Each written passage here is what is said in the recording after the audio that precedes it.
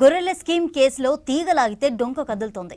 ED అధికారులు పశుసంవర్ధక శాఖ, గొర్రెలు మేకల డెవలప్మెంట్ ఫెడరేషన్ రికార్డులు పరిశీలిస్తుంటే కీలక విషయాలు బయటపడుతున్నాయి. మాజీ మంత్రి తలసాని ఓఎస్డీగా పనిచేసిన కళ్యాణ్ కుమార్ ను అరెస్టు చేస్తారని తెలుస్తోంది.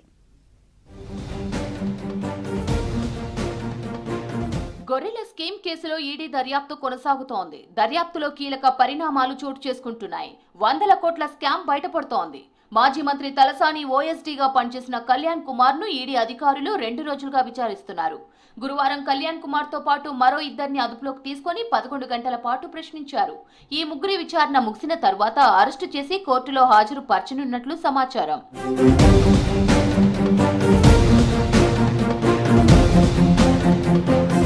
మనీ లాండరింగ్ కేసు దర్యాప్తులో భాగంగా కళ్యాణ్ కుమార్ ఇంటితో పాటు 8 ప్రాంతాల్లో బుధవారం ఈడీ అధికారులు సోదాలు చేశారు.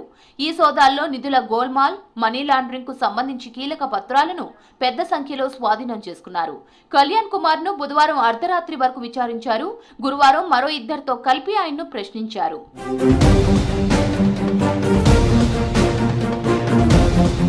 పశుసంవర్ధక శాఖ, గొర్రెల మేకల డెవలప్మెంట్ ఫెడరేషన్ లో ఇప్పటికే సీజ్ చేసిన గొర్రెల పంపిణీ పథకానికి సంబంధించిన ఆడిట్ రికార్డులు, బ్యాంకుల స్టేట్మెంట్ల ఆధారంగా ఈడీ అధికారులు ప్రశ్నిస్తున్నట్లు తెలిసింది.